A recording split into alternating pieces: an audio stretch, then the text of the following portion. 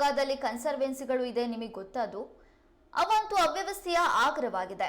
ಹೌದು, ಸ್ವಚ್ಛತೆ ಇಲ್ಲ, ಯಾರು ಹೇಳೋರಿಲ್ಲ ಕೇಳೋರಿಲ್ಲ ಅನ್ನೋ ಪರಿಸ್ಥಿತಿ ಸದ್ಯ ಅಲ್ಲಿ ನಿರ್ಮಾಣವಾಗಿದೆ. ಮಹಾನಗರ ಪಾಲಿಕೆಯವರು ಮಾತ್ರ ಈ ಕಡೆ ತಿರುಗಿ ಕೂಡ ನೋಡ್ತಾ ಇಲ್ಲ. ಜನರು ಕಸ ಬಿಸಾಕೋದು, ಮೂತ್ರ ವಿಸರ್ಜನೆ ಮಾಡೋದು ಸೇರಿದಂತೆ ಇತರ ಚಟುವಟಿಕೆಗಳ ಅಡ್ಡ ಆಗಿ ಹೋಗಿದೆ. ಬಾಪೂಜಿ ನಗರದಲ್ಲಿರುವ ಕನ್ಸರ್ವೆನ್ಸಿಗಳು ಗಬ್ಬು ನಾರ್ತಾ ಇವೆ. ಸ್ವಚ್ಛ ಭಾರತ್ ಅಂತ ಪೊರಕೆ ಹಿಡಿದುಕೊಂಡು ಫೋರ್ಸ್ ಕೊಡೋರು ಸ್ವಲ್ಪ ಇತ್ತ ನೋಡಿದ್ರೆ ಚೆನ್ನಾಗಿರುತ್ತೆ ಅಂತ ಜನರು ಆಕ್ರೋಶ ವ್ಯಕ್ತಪಡಿಸ್ತಾ ಇದ್ದಾರೆ.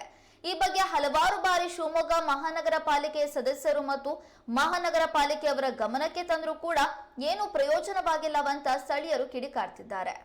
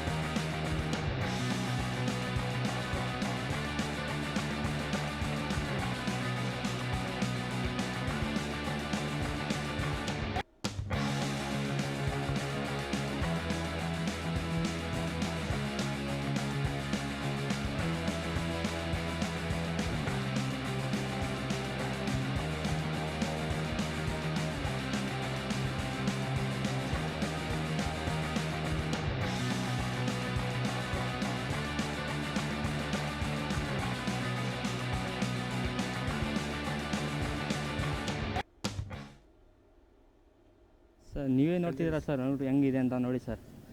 ಸುಮಾರು ಗಲೀಜಾಗಿಬಿಟ್ಟು ಸೊಳ್ಳೆ ಕಾಟ ಆಗ್ತಿದೆ ಸರ್ ಜಾಸ್ತಿ. ಸ್ಮಾರ್ಟ್ ಸಿಟಿ ಅಂತ ಹೇಳಿ ಎಲ್ಲ ಗಲೀಜಾಗಿ ಇಲ್ಲೇ ಹಾಕ್ತಾ ಜನ.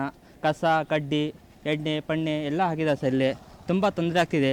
ಸೊಳ್ಳೆ ಕಾಟ ನೋಡಿ ಸರ್ ಹೆಂಗಾಗಿಬಿಟ್ಟು ನಂದು ಕಚ್ಚಿ ಮತ್ತು ತುಂಬ ಸ್ಮೆಲ್ ಆಗ್ತಿದೆ ಸರ್.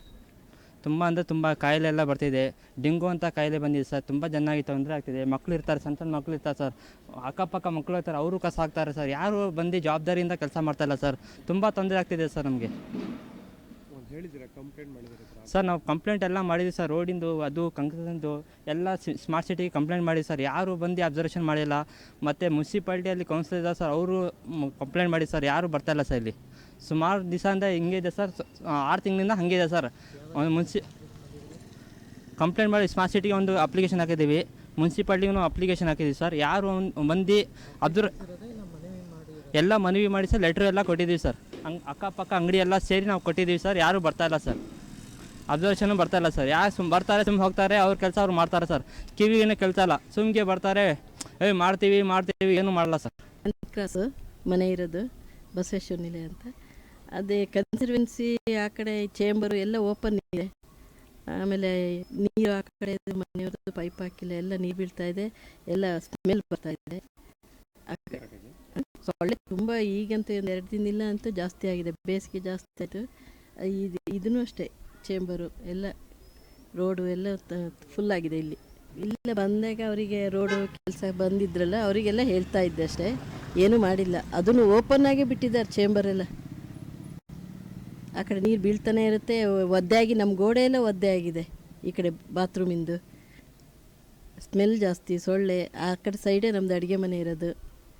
ಅಧಿಕಾರಿಗಳು ಯಾರಿಗೂ ಹೇಳಿಲ್ಲ, ಇಂಜಿನಿಯರ್ಸ್ ಯಾರಿಗೆ ಹೇಳಬೇಕು ಅಂತ. ಇಲ್ಲಪ್ಪ, ತುಂಬ ದಿನ ಆಯ್ತು, ಈಗ ಬಂದೇ ಇಲ್ಲ. ಈ ಕಡೆ ಸೈಡೇ ಮಾಡೇ ಇಲ್ಲ. ಈ ಕಡೆ ಕನ್ಸರ್ವೆನ್ಸಿನೇ ಮಾಡಿಲ್ಲ. ತುಂಬ ಕಸ ಇತ್ತು. ಒಂದ್ಸರಿ ಹೇಳಿ ಒಂದು ಸ್ವಲ್ಪ ತೆಗೆಸಿದ್ದಾರೆ ಕಾಂಟ್ರಾಕ್ಟ್ರ್ ಇವರೊಬ್ಬರು ಯಾರೋ. ಹಾಗೆ ಇದೆ. ಅಲ್ಲಿ ಮೇಲೆ ಮನೆಗಡೆಯಿಂದ ಮೇಲಿಂದನೂ ಎಸಿತಾರೆ ಎಲ್ಲ. ಹಾಗೆ ಇರುತ್ತೆ. 1 ತಿಂಗಳಾದರೂ ಕ್ಲೀನ್ ಮಾಡಲ್ಲ. ಚೇಂಬರ್ ಓಪನ್ ಆಗಿರೋದು ಹಾಗೇ ಇದೆ, ಅದೇ ಸ್ಮೆಲ್ ಬರ್ತಾ ಇದೆ. ಚೇಂಬರ್ ಯಾಕೆ ಓಪನ್ ಮಾಡಿದ್ದಾರೆ? ಅದರಲ್ಲೂ ಯಾವುದು ನಾಯಿ ಪ್ರಾಣಿ ಯಾವ ಬೀಳ್ತವೆ ಅಂತ ಗೊತ್ತಾಗಲ್ಲ, ಹಾಗೆ ಓಪನ್ನೇ ಇದೆ. ಎಲ್ಲ ಕ್ಲೀನ್ ಅಂತೂ ಕಾರ್ಪೊರೇಷನಿಂದ ಕ್ಲೀನ್ ಅಂತ ಮಾಡ್ತಾ ಇರ್ತಾರೆ. 15 ದಿವಸ ಅಂತ ಕ್ಲೀನ್ ಮಾಡ್ತಾರೆ. ಜನ ಅವರೇ ತಿಳ್ಕೊಂಡು ಅವೇರ್ನೆಸ್ ಮಾಡಿಕೊಂಡು ಕ್ಲೀನ್ ಮಾಡ್ತಾಯಿದ್ರೆ ಕ್ಲೀನಾಗಿರ್ತದೆ. ಜನ ಅವ್ರಾಗ ಅರ್ಥ ಮಾಡ್ಕೋಬೇಕು. ಏನು ಎಲ್ಲ ಕವರ್ಗಳನ್ನೆಲ್ಲ ಕಿಟಕಿಯಲ್ಲಿ ಎಸಿತಾ ಇದ್ದಾರೆ. ಕಿಟಕಿಯಲ್ಲಿ ಎಸೆಯೋದು, ಆಮೇಲೆ ಹಾಲಿನ ಕವರ್ ಎಸೆಯೋದು, ಕವರ್ಗಳನ್ನ ಹ್ಯಾಂಡ್ ಕವರ್ಗಳನ್ನ ಎಸೆಯೋದು ಮಾಡ್ತಾರಲ್ಲ, ಅವರು ತಿಳ್ಕೊಂಡು ಕಸ ಹಾಕ್ದೆ ಅವಾಯ್ಡ್ ಮಾಡ್ಕೊಂಡ್ರೆ ನೀಟಾಗಿರುತ್ತೆ. ಜನ ಅವ್ರಾಗ ಅವೇರ್ನೆಸ್ ಮಾಡ್ಕೋಬೇಕಿದು. ವಾರಕ್ಕೆ 15 ದಿವಸಕ್ಕೊಂದ್ಸಲ ಕ್ಲೀನ್ ಮಾಡ್ತಾರೆ. ಇಲ್ಲಿ ಕ್ಲೀನ್ ಮಾಡ್ತಾ ಇರ್ತಾರೆ ಸರ್. ನಾವು ತಿಳ್ಕೊಬೇಕು. ನಾವು ಕಸ ಹಾಕೋದ್ರೆ ತಾನೇ ಕಸ ಹಾಕೋದು. ನಾವೊಂದು ತಿಳ್ಕೊಂಬಿಟ್ಟು ಕಸ ಹಾಕೋದನ್ನೇ ಅವಾಯ್ಡ್ ಮಾಡ್ಕೊಂಡ್ರೆ ಯಾವ ರೀತಿ ಕಸ ಆಗೋದಿಲ್ಲ.